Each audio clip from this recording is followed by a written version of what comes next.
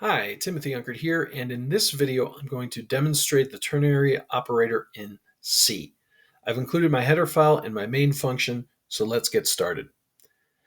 I'm going to create three integers. One's called Dean, the other is called Sam, the other is called Younger. Okay, and I'm going to set Dean equal to 41 and Sam equal to 37. And now I'm going to use this ternary operator to set the younger variable. So I'm going to say younger equals, now if Dean is greater than Sam, we're going to have a question mark, and that's going to say, so the first part's going to be if true, we'll say 37, and then we'll have a colon, and then the second statement will be if it's false, and we'll do a semicolon there. So now we'll say if younger is less than 40, then we're going to print the statement Sam is younger than Dean, and do a slash in there. And then otherwise,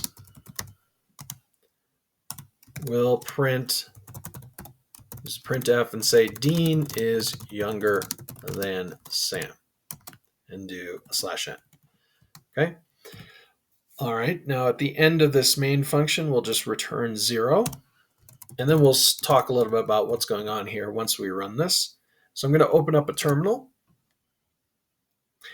And I'm going to compile this. So we'll output just ternary. And let's run it. And you see it says Sam is younger than Dean. I'm going to change something around here just for a moment. I'm now going to change Sam's age to 80 because in the TV show, he does die of old age at the end. All right, so now we'll run it and we'll recompile, and then let's rerun this. And it says Dean is younger than Sam. So let's talk about what's working here in this particular process. So if this Dean variable is greater than Sam, so if we have originally what it was 37, so the Dean variable was greater than Sam, this question mark, it basically says the next thing is true. So that's true, so we assign younger 37. So in the first one, then we run through, if younger, well, younger was just assigned 37, that's less than 40, so we're going to print Sam is younger than Dean, okay?